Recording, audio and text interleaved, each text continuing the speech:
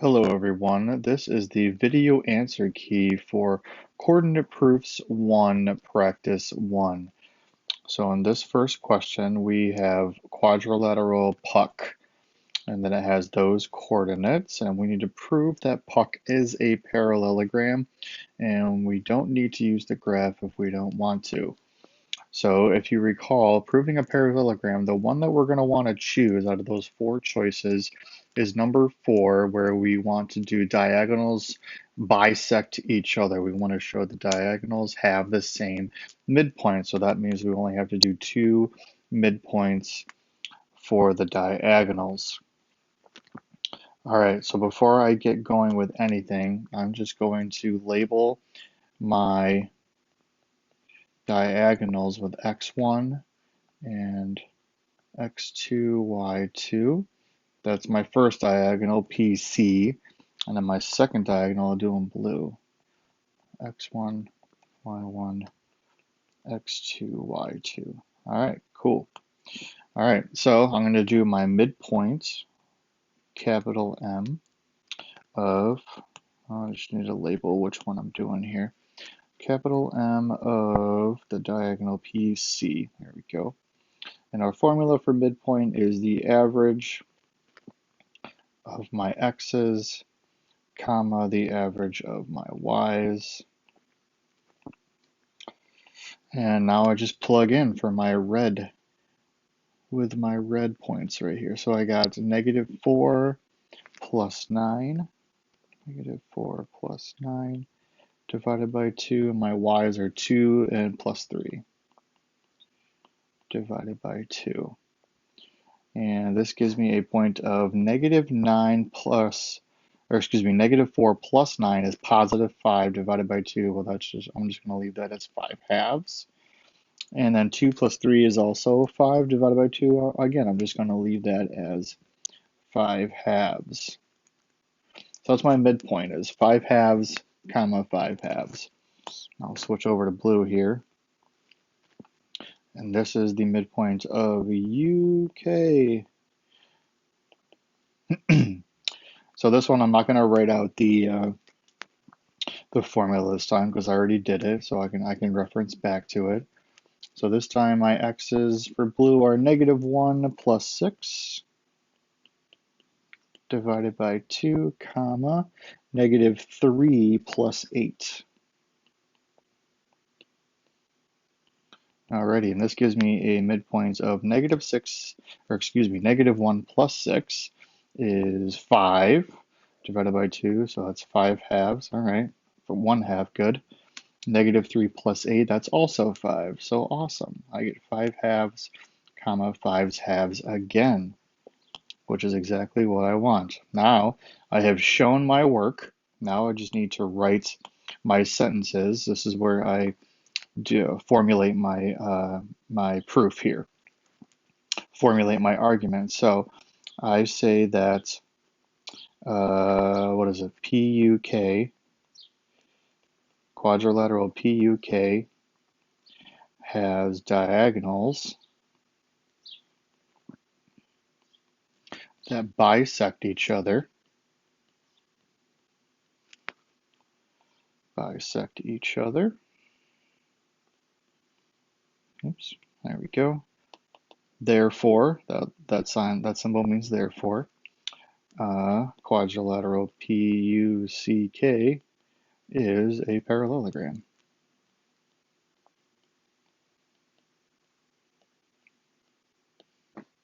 Alrighty then. On to number 2. In this problem, this time we have quadrilateral BATS, BATS, with those points, and again, we just want to prove that it's a parallelogram. But this time they're saying, we want to try to use a different method that we used in problem 1.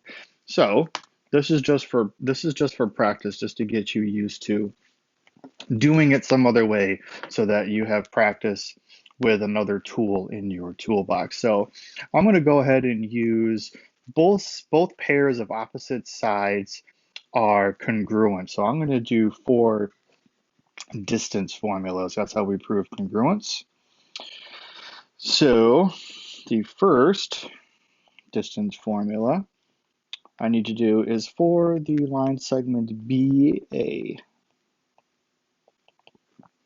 And let me just write it out. So our formula is x2 minus x1, that value squared, plus y2 minus y1, that value squared, and all of that is underneath the radical. All right, so I'm not going to label all my points just because it's going to be there's going to be too many colors and things going on. So I'm just going to be really careful that I'm looking at just B and A here. So my x2 is right there, it's 1. So I'm going to have 1 minus a negative 3. So I'm going to have 1 minus a negative 3, and I always put the negative 3 in parentheses if I'm subtracting it so that I can see that I need to make it a positive. And then my y2 is this negative 5, so I got negative 5 minus 1. Negative 5 minus 1. That value squared. All right, so what does this give me? Well, 1 minus negative 3 turns into 1 plus 3, which is 4, and 4 squared is 16. And then I have plus negative 5 minus 5, that's just negative 6. Negative 6 squared is 36.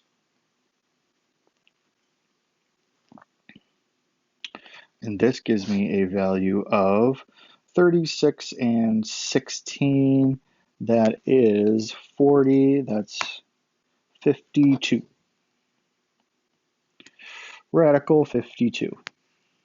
All right, I'm gonna do all these in different colors just so that you can see. So now I got the distance of, what is the opposite side of BA? Well, that's TS. TS. I'm not going to write out the formula this time. I'm just going to go ahead and plug in. So for TS, these 2 points, my x2 is that 3, my x1 is 7, so I got 3 minus 7. 3 minus 7, that value squared, plus my y2 is the 4, so I'm subtracting 4 minus a negative 2. And again, I'm going to put that in parentheses, that negative 2. That value squared, all under the radical. What does this give us? We got 3 minus 7, that's negative 4. Negative 4 squared is 16. And then add to that 4 minus a negative 2. Well, that turns into 4 plus 2. So that's 6. 6 squared is 36.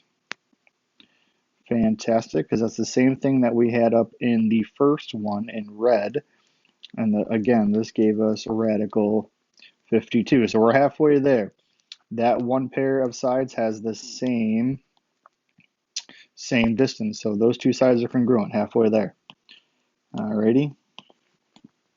Next distance formula I need to do is for, if I could write it, that would be fantastic.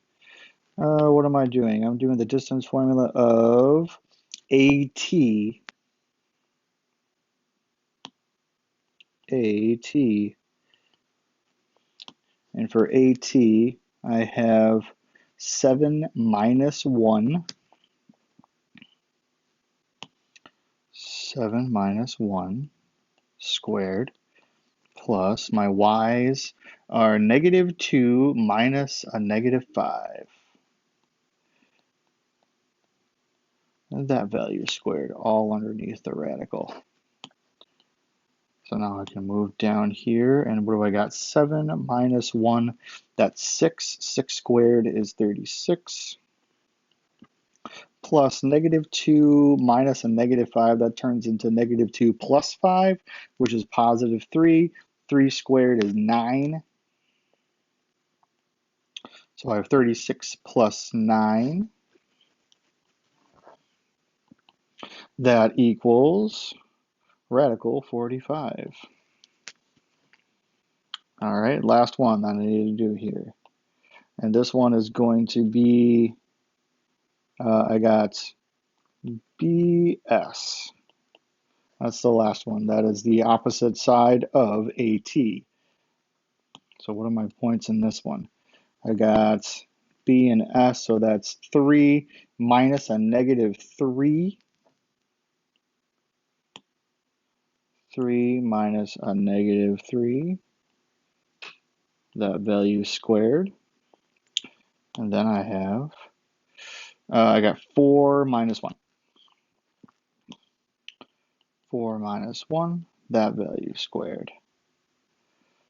And this gives me 3 minus negative 3 turns into 3 plus 3, which is 9. Oh, which is 6, excuse me. And 6 squared is 36.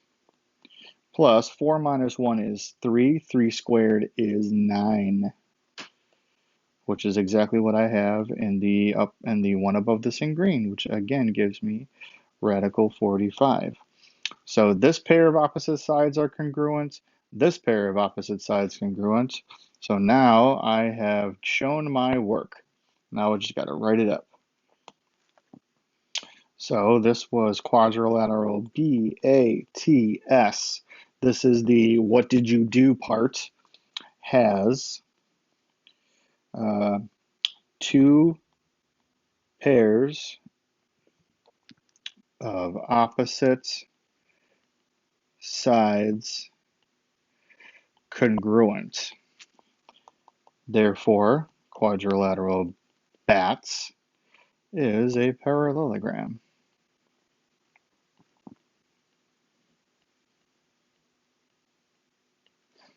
There we go. That's it for the formal proofs. We just got one last one down here. It says number 3, in quadrilateral ABCD, AB and CD have a slope of 3, and BC and DA have a slope of negative 2/3. What does this prove? All right, well, first choice is AB is parallel to CD. Well, AB and CD have the same slope. So this is actually true, but that's not exactly what having these two guys having the same slope and these two guys having the same slope. That's not exactly what it proves. So this one is out. What about BC and DA are parallel? Well, that's the same thing. That's just saying the other sides are parallel. That is true, but that's not exactly what having both of those things proves. CD is perpendicular to BC. Well, CD has a slope of 3, is perpendicular to BC, which has a slope of negative 2/3. Well, the reciprocal of 3 is 1/3, so that is automatically out. It's not perpendicular. So that leaves us with ABCD as a parallelogram. That's exactly what this proves. Yes, AB and CD are opposite sides and they have the same slope. Yes, BC and DA are opposite sides and they also have a corresponding slope. But having them both together, that is one of our choices for proving a parallelogram. Both pairs of opposite sides are parallel. So it does prove that it is a parallelogram. Alrighty, I'm sorry that this took so long, but proofs take a while, okay? I hope this helped. As always, be safe and be healthy. I will see you next time, guys. Bye.